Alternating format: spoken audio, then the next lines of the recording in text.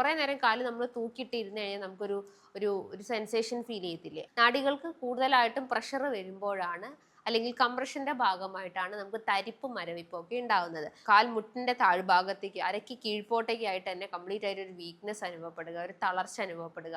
എപ്പോഴും ഒരു body movements maintain ചെയ്യാൻ ശ്രമിക്കുക. കാലിന്റെ അടിഭാഗത്ത് അതേപോലെ തന്നെ ഉള്ളം കൈകളിൽ ശരീരത്തിന്റെ പല ഭാഗത്തൊക്കെ ആയിട്ട് ഇങ്ങനെ ഒരു സൂചി കുത്തുന്ന പോലെ അല്ലെങ്കിൽ ഒരു തരിപ്പ് അനുഭവപ്പെടുക. കുറേ നേരം കാല് നമ്മൾ തൂക്കിയിട്ട് ഇരുന്ന് കഴിഞ്ഞാൽ നമുക്കൊരു ഒരു ഒരു സെൻസേഷൻ ഫീൽ ചെയ്യത്തില്ലേ? അതേപോലത്തെ ബുദ്ധിമുട്ടുകൾ കണ്ടിന്യൂസ് ആയിട്ട് നമുക്കൊരു ഹോൾ ഡേ നൈറ്റ് ഒക്കെ ഫീൽ ചെയ്യുക. അതിനോടൊപ്പം തന്നെ നിങ്ങൾക്ക് കാലിൻ്റെ അടിഭാഗത്ത് പുകച്ചിലുണ്ടാവുക. ഇപ്പോൾ എന്തെങ്കിലും ഒരു മുളകിൻ്റെ വെള്ളമൊക്കെ നമ്മൾ അരച്ച് തേച്ച് കഴിഞ്ഞാൽ ഒരു പുകച്ചിൽ അനുഭവപ്പെടില്ല, അതേപോലത്തെ ഒരു ഫീലിംഗ് ഉണ്ടാവുക.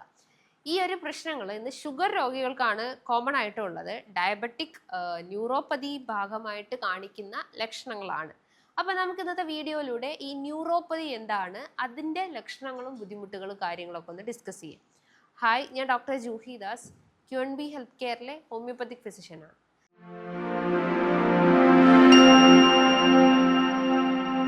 ശരീരത്തിലെ നെർവ്സ് എന്ന് പറയുന്നത് നമ്മുടെ മസിൽ മൂവ്മെന്റ്സിനും പല രീതിയിലുള്ള കോർഡിനേഷൻസിനൊക്കെ സഹായിക്കുന്നുണ്ട്. സെൻസറി നെർവ്സ് ഉണ്ട്, മോട്ടോർ നെർവ്സ് ഉണ്ട്, ഓട്ടോണോമിക് നെർവ്സ് ഉണ്ട്. സെൻസറി നെർവ്സ് എന്ന് പറയുമ്പോൾ നമുക്ക് ഓരോ സെൻസേഷൻസ്, ഇപ്പോൾ ചൂടുള്ള വസ്തുക്കൾ തൊട്ട് കഴിഞ്ഞാൽ നമ്മൾ പെട്ടെന്ന് കൈ എടുക്കത്തില്ലേ, അതേപോലെ തന്നെ ഒരു ഹോട്ട് ആയിട്ടുള്ള അല്ലെങ്കിൽ ഒരു കോൾഡ് ആയിട്ടുള്ള ടെമ്പറേച്ചർ തൊടുമ്പോൾ നമുക്കൊരു സെൻസേഷൻ ഫീൽ ചെയ്യത്തില്ലേ. അങ്ങനെ ഓരോ ടൈപ്പ് ഓഫ് സെൻസേഷൻസ് അതിനെയാണ് അല്ലെങ്കിൽ അതിനെ കൺട്രോൾ ചെയ്യുന്നതിനെയാണ് നമ്മൾ സെൻസറി നെർവ്സ് എന്ന് പറയുന്നത്. മോട്ടോർ എന്ന് പറയുമ്പോൾ മസിൽ മൂവ്മെന്റ്സ് റിലേറ്റ് ചെയ്തിട്ടുള്ളതിനെയാണ് മോട്ടോർ റിലേറ്റ് ചെയ്യുന്നത്. ദെൻ ഓട്ടോണോമിക് എന്ന് പറയുമ്പോൾ ഓരോ ഓർഗൻസിന് സപ്ലൈ ചെയ്യുന്ന നെർവ്സുകളാണ് ഓട്ടോണോമിക്. അതിപ്പം ബ്ലാഡറിലേക്ക് യൂറിൻ ഫ്ലോ ചെയ്യാൻ വേണ്ടിയിട്ട് സപ്ലൈ ചെയ്യുന്നുണ്ട്.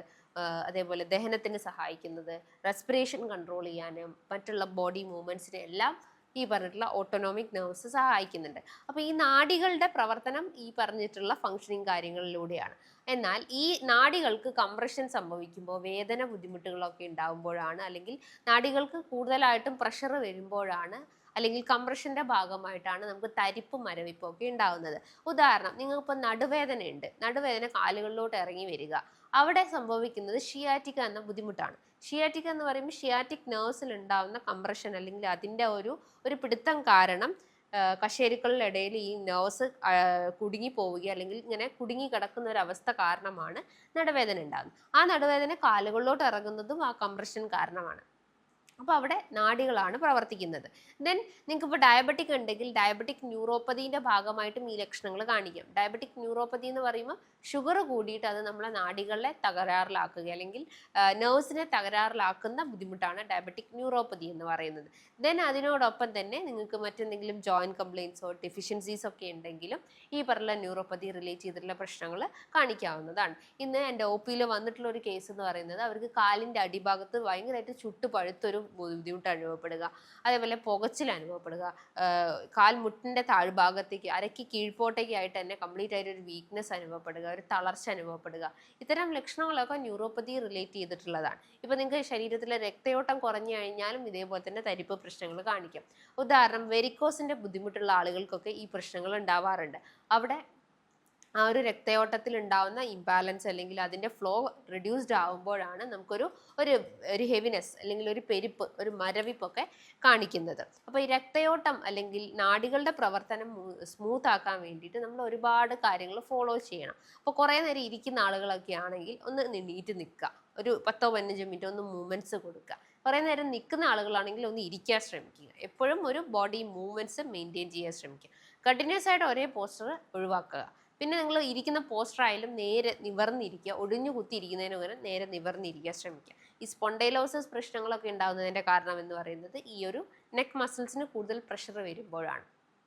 അതേപോലെ നിങ്ങൾ വെയിറ്റ് കുറയ്ക്കുക. വെയിറ്റ് കൂടിയത് കൊണ്ട് നമുക്ക് ജോയിൻറ്റ് പെയിൻസും ന്യൂറോപ്പതി പ്രശ്നങ്ങളും കാണിക്കാം. ഷുഗർ കൃത്യമായിട്ട് കൺട്രോൾ ചെയ്യുക. തൈറോയ്ഡ് റിലേറ്റ് ചെയ്തിട്ടുള്ള എന്തെങ്കിലും പ്രശ്നങ്ങളുണ്ടെങ്കിൽ അതും കൺട്രോൾ ചെയ്യാൻ ശ്രമിക്കുക.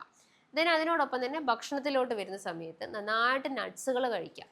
എസ്പെഷ്യലി വാൽനട്ട്, ആൽമണ്ട്, ബദാം, പിസ്ത, കാഷ്യൂ ഇതൊക്കെ നന്നായിട്ട് കഴിക്കുക.